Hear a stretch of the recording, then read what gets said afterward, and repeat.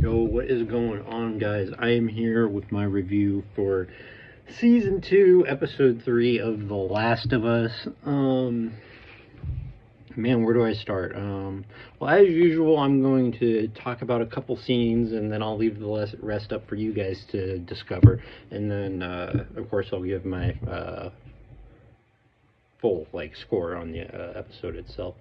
But basically, we pick up kind of like where episode 2 leaves off. We get our recap for the death of Joel. And to be frank, I just so everyone knows, I'm one of the people. So growing up, Joel was like the man for me.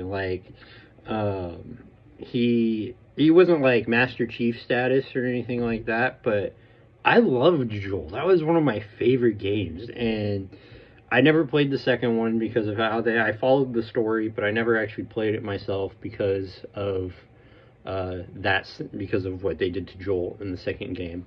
And I still don't like it here. Still don't like it here. Now, I'm very interested. I never watched the first season of the show because I played the game. And, they're pretty much doing a one-for-one besides a few things, because it is a show. But one thing I'm definitely interested to see is if the show keeps viewership now that Joel's dead, or if it drops off pretty heavy. For me, definitely, who's carrying this now is Tommy's character. Tommy's scenes are great. Every time Tommy's on screen, I'm loving his scenes. This actor does a great job. You can feel the emotion coming from Tommy when he talks and stuff like that. He does a fabulous job. I don't think that, and sadly enough, but I don't think Ellie is going to be able to carry this show by herself. I just don't. Yeah, she acts like Ellie, but for some reason, I don't believe this girl is Ellie as the actress. I actually think that the girl that plays Abby would have made a better Ellie, and I know I'm not the only one that thinks this. I know a lot of people out there do agree with this sentiment. Ultimately, I give the episode, it was a 7. It was above average, that's for sure. I remember 5 on our scale is average, and then up and down from there. So, or 5 on our scale is average, 4 slightly below average, 6 slightly above average, and then up and down from there. So 7, I think it was above average. Definitely still above average entertainment. Is it worth a watch? If you've never seen Last of Us or played any of the games, I definitely think it's worth a watch. Especially if you're one of those people that really love The Walking Dead and stuff like that. I never got into The Walking Dead when I was younger, but I do know there was lots of people out there that loved it. And if you've been looking for something to kind of fill that gap a little bit, that was left once The Walking Dead ended, I think that this could potentially do that for you. We also get so we start with a scene here in the beginning with the counselor lady that was counseling Joel. She's basically checking in on Ellie to make sure that she's in the hospital and stuff like that, and she's got a tube in her side from her injuries. And this episode picks up 3 months after Joel's death, and they're rebuilding their settlement.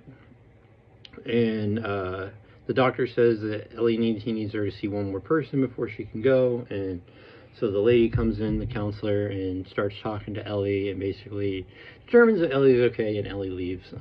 After that, we get another scene with Ellie going to Tommy, and basically she asks Tommy if he'll help her get revenge for Joel, and Tommy tells her no, and she kind of gets mad at Tommy because she doesn't exactly understand why. But Tommy says that he wants revenge, but that now is not the right time because their settlement is still recovering, and city council won't vote for that. Why their settlement is recovering.